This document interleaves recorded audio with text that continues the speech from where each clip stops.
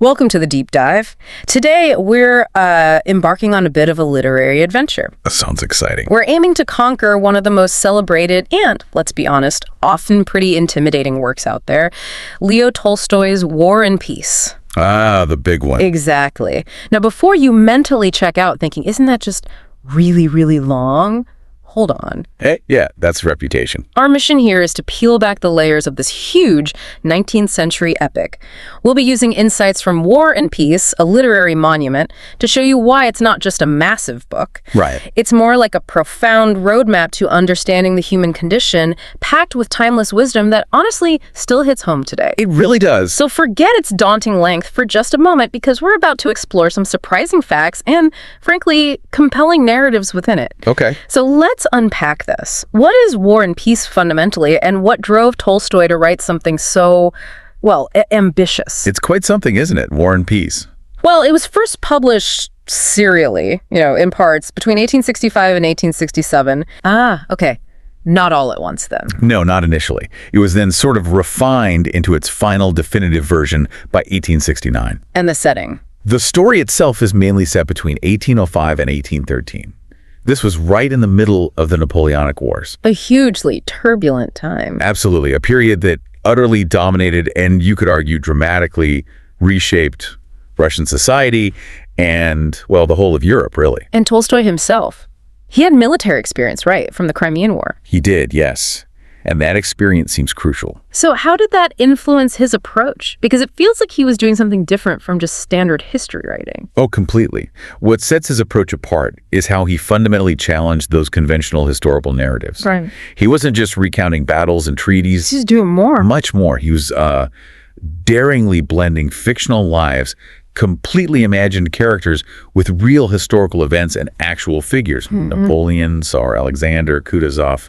They're all in there alongside his creations. That sounds pretty groundbreaking for its time. It really was. A revolutionary technique, you might say. Yeah. What stands out is how he wove this immense tapestry. The tapestry, I like that. Yeah, it's more than just a historical chronicle.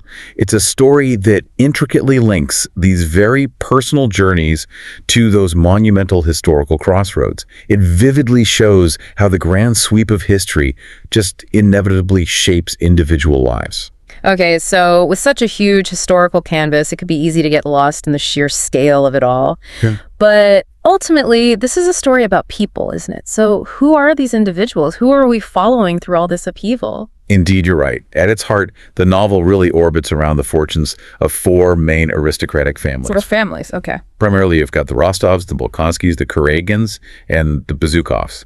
Their lives, their loves, their losses, they all become completely tangled up and transformed during Napoleon's invasion of Russia. Right, and this is where it gets really interesting, I think, how he brings these massive historical moments down to a human level through these specific characters, like Pierre Bezukhov.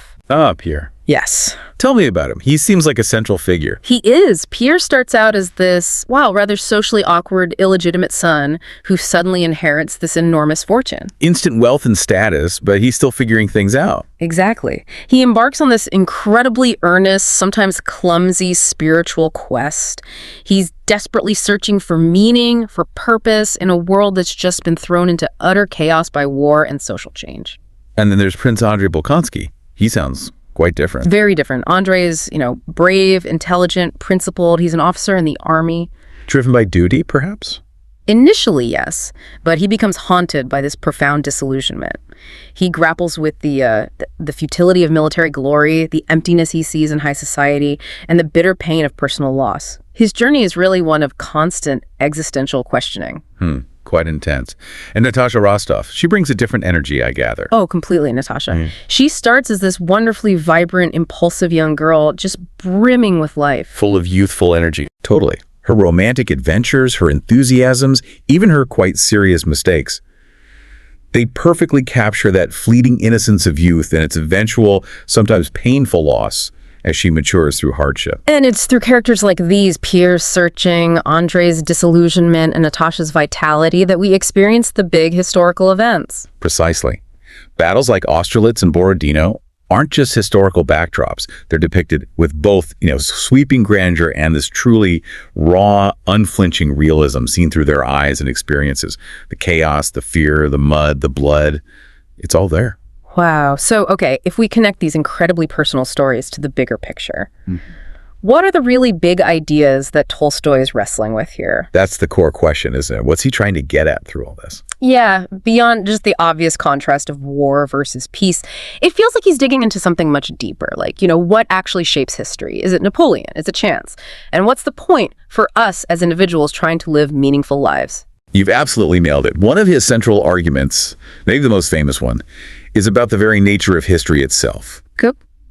Tolstoy basically argues quite forcefully that history isn't shaped solely by great men, by emperors and generals making grand decisions. So not the great man theory, then? Not at all. Yeah. He suggests it's shaped by the cumulative weight of countless individual choices, tiny actions, accidents, misunderstandings, even pure chance, the sum total of everyday life. That's a pretty radical idea for the time. Hugely. And then, of course, there's the stark contrast he draws between war and peace. Right. The title itself. Exactly. He shows the brutality, the chaos, the profound moral ambiguity of war. And he contrasts that with the relative tranquility, the moral clarity, the focus on love, family, and personal growth that can be found in peacetime and domestic life. So it's not just battles versus ballrooms, it's a moral contrast, too. Very much so. And woven through all of this is this pervasive theme, the search for meaning. Which we saw in Pierre. Yes, but not just Pierre. Many characters are wrestling with those universal questions. Fate versus free will, finding spiritual fulfillment, understanding their place in the cosmos. Heavy stuff. It is. And finally, with just remarkable psychological depth, Tolstoy unpacks the complexities of family and society. Love, marriage, social pressures, obligations, betrayals. It's all explored with incredible insight. It's really impressive how he balances these huge philosophical questions with the intimate details of family life and war. So how did he actually do that? What's so unique about his writing style that lets him cover so much ground?